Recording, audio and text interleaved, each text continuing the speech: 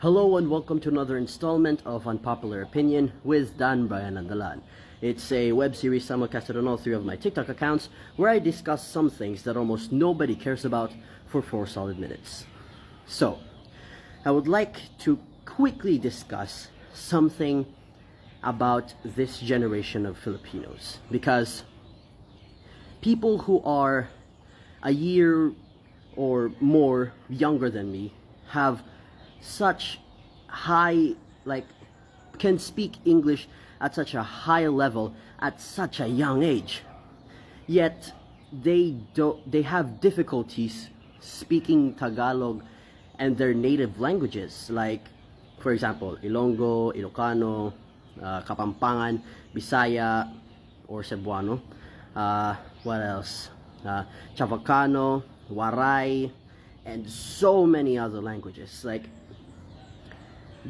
I just keep noticing how many young Filipinos have such a high level of fluency in the English language, yet struggle so much to speak Tagalog and their other native languages. And I'm really concerned about the state of the Filipino language. So I would just like to quickly express my words using the Filipino language, because me speaking English is not really a good way to argue the fact that the Filipino language is in danger. So let me switch languages for a second. Magandang hapon po, ako po si Dan Brian Andalan.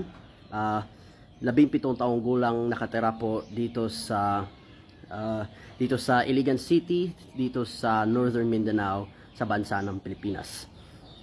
Lumaki po ako sa Cagayan de Oro at sumasalita po ako ng 3 wika: Ingles, Tagalog at Bisaya o Cebuano. Ang wikang Pilipino sa bansang ito ay ang estado ng wikang ito ay napaka-critical. Maraming nakababatang Pilipino ay hindi marunong magsalita ng Tagalog sa ganitong level ng fluency, kumbaga. Kaya nag-aalala talaga ako, at napakalaki ang aking pag-alala sa estado ng wikang ito, kasi ang gusto ko ay marami dapat talaga ang magsasalita ng Tagalog o Filipino sa bansang ito, lalo na ang mga nakababata, kasi sa edad ko at sa mga kapwa kong mga teenagers, marami sa kanila ay marunong lamang magsalita ng kanilang native na wika at Ingles. Hindi talaga sila marunong magsalita ng Tagalog, kaya nababahala talaga ako, nag-alala. At pati ako ngayon, hindi ko ayos ang aking pagsasalita sa aking tunay na ekspresyon, kasi kaya ko lang talaga yan sa Ingles. Pero marunong pa rin talaga ako magsalita ng Filipino.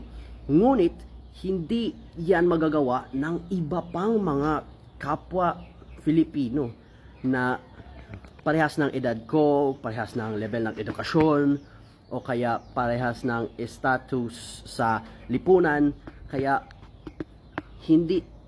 nababahala talaga ako sa wikang ito, at sana marami pang mga Pilipino ang marunong magsalita ng Tagalog.